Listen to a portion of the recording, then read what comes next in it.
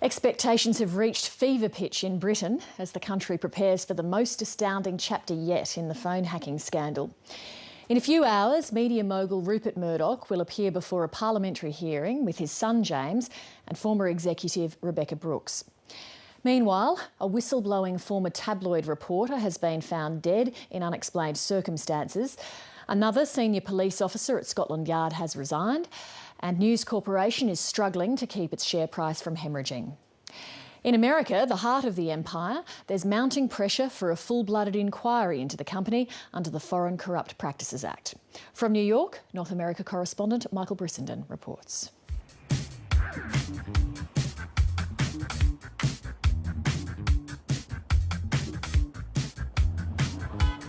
New York City, the ultimate corporate destination. If you're going to build a global media empire, then this is the natural home for a global headquarters. And here, in the shimmering centre of American media and corporate culture, Rupert Murdoch has always strived to be top of the heap. He's definitely shaken things up here. I wouldn't say that, he introduced a more popular style, tabloid style to American media or journalism. We've had that in the past, but he's definitely shaken things up and brought a kind of livelier form of journalism. He's not a creature of LA. He's much more a creature of New York. He's loved the Post for a long time. The Wall Street Journal is based here. Newspapers are his real lifeblood. The New York Post has always been his stamp on New York. But Rupert Murdoch's stamp on America goes far beyond the old mastheads. In America's election headquarters, continued speculation about whether Sarah Palin The Fox cable television network is the loudest and most lucrative part of an operation that stretches through book publishing, a film studio, a financial news wire, and all the way down to community newspapers.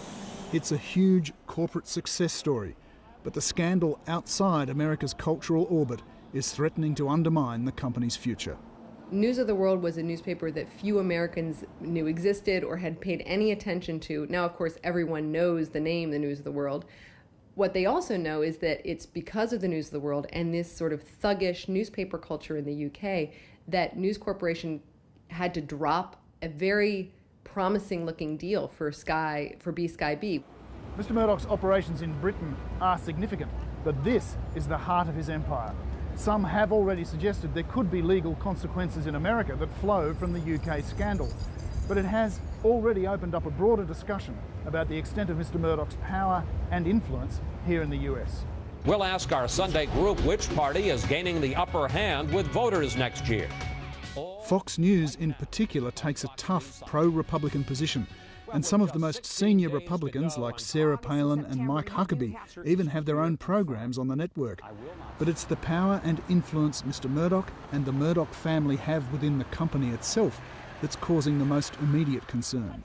I think what this has done is really punctured the Murdoch myth of infallibility and power. And so people have always assumed that Murdoch, even though he's a little bit of a live wire and you can't truly know what his reaction is going to be, they have faith that he's going to make the right decisions for his business. This is clearly an example where he hasn't done that, and it's to the detriment of the entire company.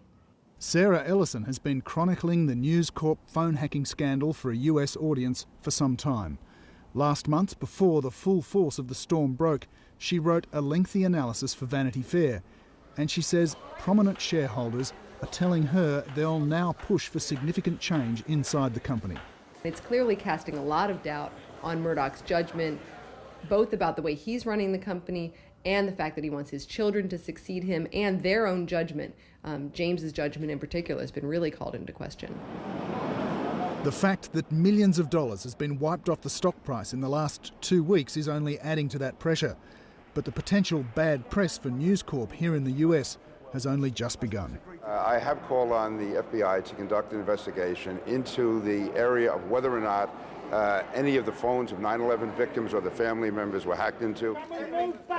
It's a sign of how quickly things have turned here that a single unsourced report in a rival British tabloid about an alleged attempt to use the same hacking techniques in New York has a number of Congress members, including Republican Peter King, calling for an inquiry. I represent a district that lost over 150 people on September 11th, and the thought that anyone would have hacked into the phones of either those who were killed, those who were missing, the family members during that tragic time, at any time, but especially during that tragic time, to me is contemptible, and that's why I've asked the FBI to do an investigation and report on it, and that really is the extent of my comment. I don't want to add Do you have any evidence that phone hacking was done towards 9/11 victims? No, what I've said was there are allegations. I want the FBI to investigate them, and I'm not making any conclusions at all. Thank you very much.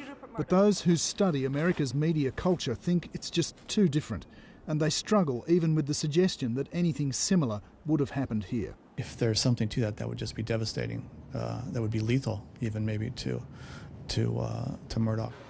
Of more immediate concern for News Corp is the possible investigation by the US Securities and Exchange Commission into whether payments made to British police have violated the Foreign Corrupt Practices Act. It has been suggested that if charges of criminality are proved, that there could be a challenge to Murdoch's TV licenses on the basis of issues of the character of the owner.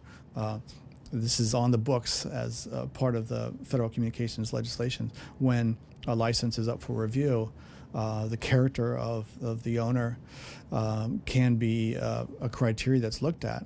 And if the company is linked to charges of criminality, that could be the basis for revoking the license. And that could also impact on the company's future growth plans. With the collapse of the deal to buy the rest of B-Sky B in Britain, News Corp now has billions of dollars to spend elsewhere.